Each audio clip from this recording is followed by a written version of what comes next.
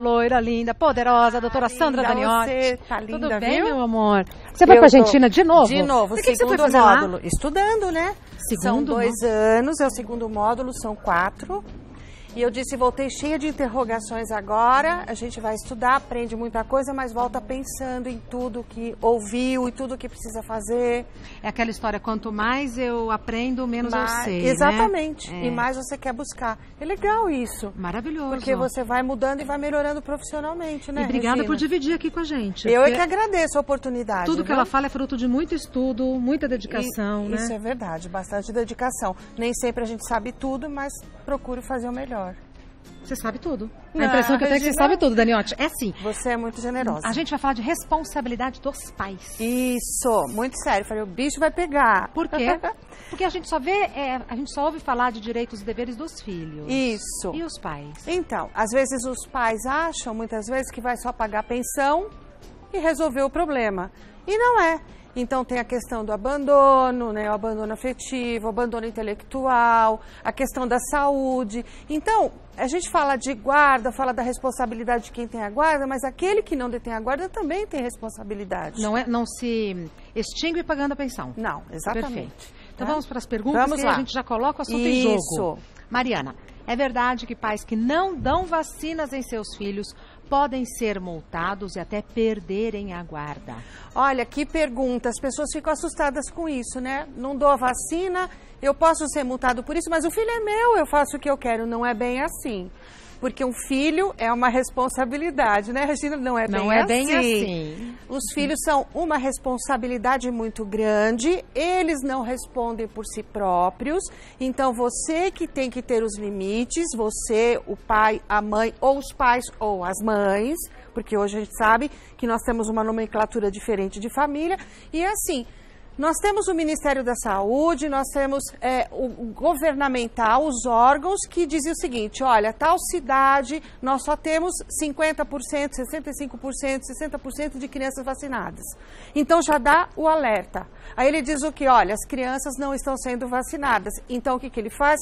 Conselho tutelar, notifica. Conselho tutelar tem que verificar na cidade e começar a fazer a pesquisa de campo. Como é a pesquisa de campo? Vamos lá. Visitar as casas, os domicílios. Tem criança? Quantas crianças? Aí a pessoa vai lá. Vai, tem que ir. Carteirinha de vacinação. Os postos de saúde fazem isso. Você sabe que eu fui tomar vacina de gripe, antigripal, né? Antes da viagem, porque clima frio e tudo. Falei, vai que, né? Então, alguns colegas, eu fiquei sabendo algumas coisas muito tristes. Falei, não, vamos preparar. Chegou lá e falaram assim, cadê a sua carteirinha de vacinação? Eu já tô bem, né? Nossa, preciso falar com a minha mãe, cadê a carteirinha de vacinação? Por quê? Porque os órgãos públicos exigem, né, que você tenha imunidade para evitar que tenha um problema de saúde. Então lá, a carteira de vacinação do seu filho está em dia, então você tem que saber disso. Por quê? Porque é obrigação, é dever. Então o Estatuto da Criança e do Adolescente tem lei, tem artigo que prevê isso. Então se você falha com isso, então lá, pode ter multa? Tem resolução, tem lei que define que pode aplicar. Primeiro é assim, Regina, notifica os pais. Então ele vai receber uma advertência. Olha, você tem... Porque a intenção não é receber a multa. A intenção é que cumpra. Claro. Então lá, adverte. Você tem que levar os seus filhos para tomarem as vacinas X, Y, Z. Vamos lá, Sabin, de gripe, tétano, etc. Você vai ter tantos dias para levar a carteira ou seu filho para tomar a vacina e apresentar. Sob pena de não fazendo, vai ser aplicada uma penalidade, que é a multa. Não fez... Então, o Ministério Público vai ser acionado e vai decidir o que se faz. Quer tirar a guarda? Puxa, mas é um caso tão grave, tão drástico. É, porque é uma questão pública de saúde. Então, o governo tem o dever de zelar pelo cidadão. Então, de que maneira? Tomando conta dessa forma. E vale para os pais ou vale para os avós, para os cuidadores? Os cuidadores, quem detém a guarda. Perfeito. Não é pai, mas tem a guarda. Então, por exemplo, os avós, tem um tio que tem a guarda, uma tia que tem a guarda, a mesma coisa. Tá. São os responsáveis pelos menores, tá? Mais uma pergunta, Clarissa. Qual a responsabilidade dos pais que se omitem em matricular os filhos na escola? Porque existe um movimento de educar em casa. Mas no Brasil não é permitido, como em outros Mentira. lugares, verdade. Às vezes, por exemplo, fora do Brasil, existem países que permitem que a professora vá em casa, A própria mãe ou a eduque. própria mãe. Exatamente, isso é bem antigo. Em alguns países, por exemplo, você quer ver quando há aqueles invernos severos, né, em que a criança fica estudando em casa. Não é o nosso caso, esquece isso. A criança, ela tem que fazer o quê? Frequentar escola, ela tem que ter vida social. Então, a nossa lei prevê a partir dos 4 anos. Então, a criança tem que frequentar a escola, ela tem que sociabilizar, porque ela é um ser e você tem que formar integralmente. Então, se, vamos dizer, o pai, a mãe diz assim, eu sou contra que frequente a escola, porque vai pegar gripe, porque vai se misturar com outras crianças, vai começar a ter problemas, outra educação, outro tipo. Gente, escolha a escola que você quer que seu filho estude. Mesmo pública? Mesmo pública. Tem notícias de escolas públicas que são maravilhosas. Então, é contra a lei não matricular meu filho na escola. Sabe sob pena de quê? A De pergunta quê? diz assim, olha, omita e matricular seus filhos. Qual a responsabilidade criminal? É grave. Então vai responder o quê? Abandono intelectual. Olha só, Regina. Então as pessoas às vezes brincam com coisa muito séria. Então não dá vacina. Ah, eu esqueci, me esqueci. Aí a criança tem um problema, você deu vacina disso? Pisou num prego. Não dei a vacina. Por que não? Você é responsável. Vai responder criminalmente. E o mesmo caso de escola. A partir dos 4 anos até os 14, que é o ensino o básico, né? Depois tem até os 17, salvo engano, que é o médio. Mas 4 anos ingressar na escola, entre 4 e 5, porque sempre tem aquela criança que faz aniversário em setembro, outubro, agosto, então vai com 4,5, não tem problema. E aí é o dever de quem? Do Estado. Isso que eu ia falar. E se a mãe diz que não havia vaga na escola pública? Ingresse com ação. Então vamos lá, solução. Então, não é dever do Estado, não é isso? E dever da família também, propiciar à criança o estudo da educação. A educação é dever do Estado. Então lá, não consigo vaga na creche, não consigo vaga. A gente está falando de creche, está falando de alfabetização, mas creche, porque é pré-primário, jardim, não conseguiu, ingresse com ação, porque o juiz vai obrigar o Estado a cumprir o seu dever. Ah, mas não tem vaga. Não escuta mais essa conversa, o juiz vai obrigar, vai dar uma liminar para você matricular o seu filho, tá bom? Perfeito. Mais uma pergunta, Matias. Minha filha morreu e meu genro vem maltratando meu neto de 5 anos. Poxa, que situação. Não suporto mais, o que eu posso fazer? Regina, você vê que situação triste, Muito. Meu neto, né? Perdeu a filha, tal. Filho, né? A filha? A filha, morreu. Então, tem um que ficou responsável. Ah, mas é o pai. Então, vamos dizer, um dos pais, né, o pai ou a mãe, veio a falecer. Automaticamente, entre aspas, a guarda passa para aquele remanescente, o que sobreviveu, o que está vivo, passa para o pai ou para a mãe. Salvo desde que demonstrado que esta pessoa tem capacidade plena de cuidar daquele bebê, daquela criança, daquele menor, né? E isso tem previsão em lei. Se não tiver cuidando adequadamente, e os familiares estão percebendo isso, o que é não cuidar? Então nós temos casos assim que a gente não dá vê. vacina é não cuidar. Não dá vacina é não cuidar, exatamente. Não colocar na Campanha, escola. você vê o seu neto, por exemplo, eu não quero dar vacina porque eu sou contra. Contra, mas como? É a saúde do outro, não é nem a dele, né? Não matricula na escola. Não cuida da criança, higiene, alimentação adequada. Porque você tem que visualizar isso tudo. Sim. A gente sabe que existem muitos brasileiros passando uma necessidade. Mas sabe aquela história, Regina? Minha avó sempre falava assim, né? Olha, pobreza não é sinal de sujeira, não. Tem que tomar banho, tem que cuidar. O caderno da escola não pode ter orelha, né, Regina? Não era assim? Não pode ter orelha. Comeu, lava as mãos, não põe a mão na boca, corta o cabelo, lava para não pegar nenhum problema, né, no cabelo, aquela coisa toda. Então, se negligenciou, a palavra é negligência. Negligenciou, né?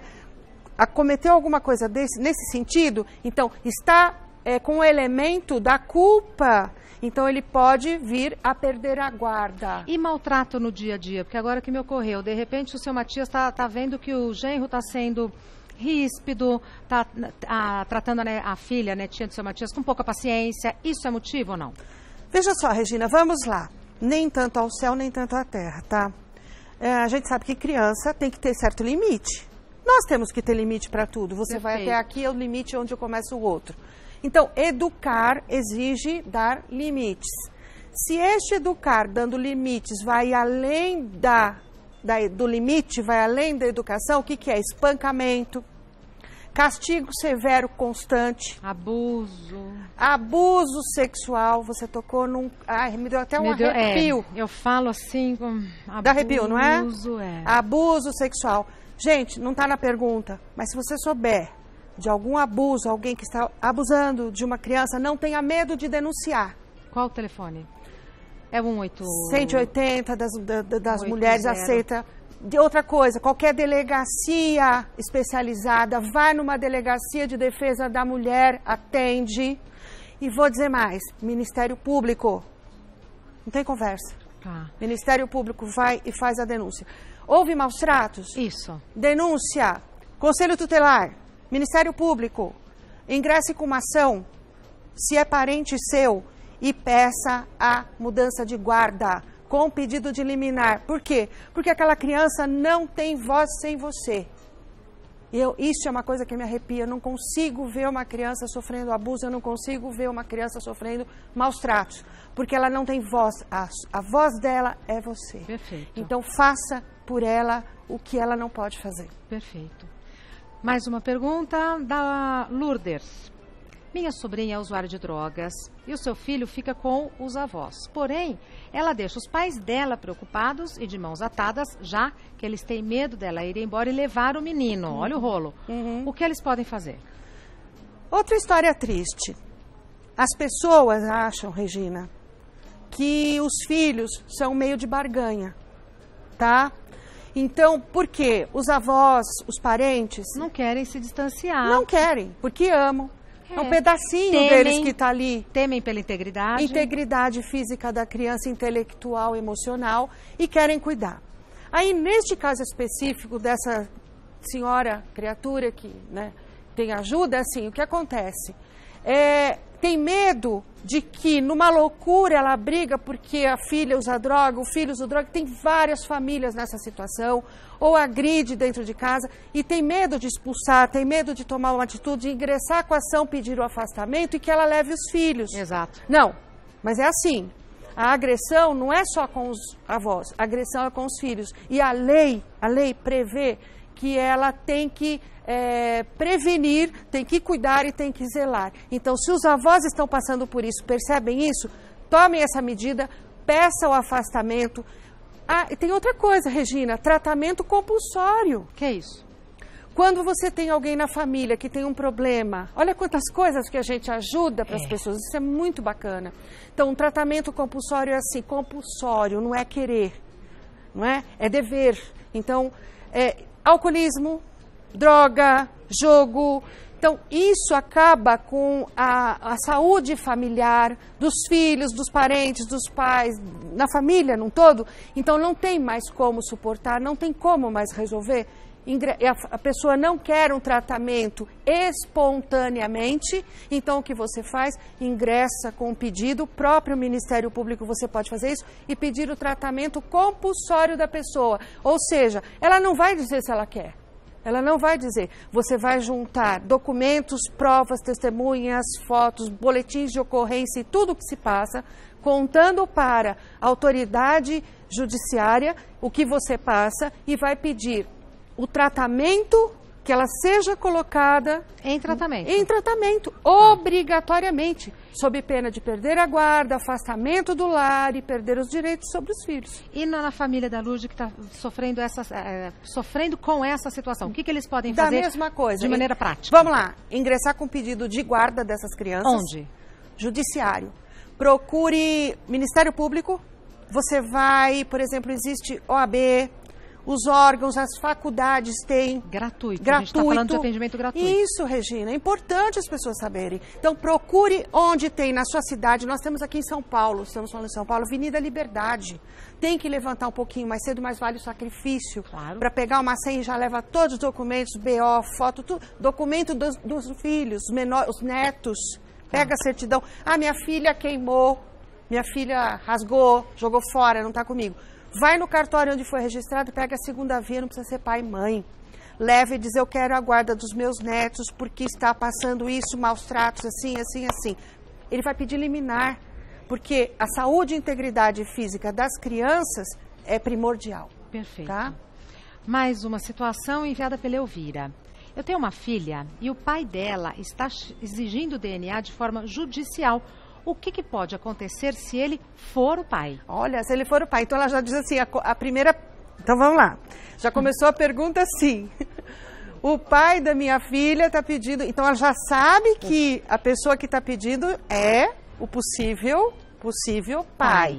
Então, se ingressar com pedido, não tem como fugir. Essa criança vai ter que ser levada até o instituto que faz criminalística, se for em São Paulo, se for de outra cidade, tirar aquele sanguinho, vai fazer o exame para constatar se realmente ele é o pai. Regina, e não falha, viu? Porque não adianta fazer, por exemplo, com o filho, já tivemos casos assim absurdos, e chega na hora, não, é filho do filho, não filho daquele que é o avô e etc. Entendeu? Ah, porque já tentaram enganar. Não, então, por exemplo, vai fazer o DNA avô e filho, você fala assim, ah, não, pode ser que daí alguma coisa, porque são pai e filho, sabe? Tipo assim, o avô e o filho, então vai fazer da diferença.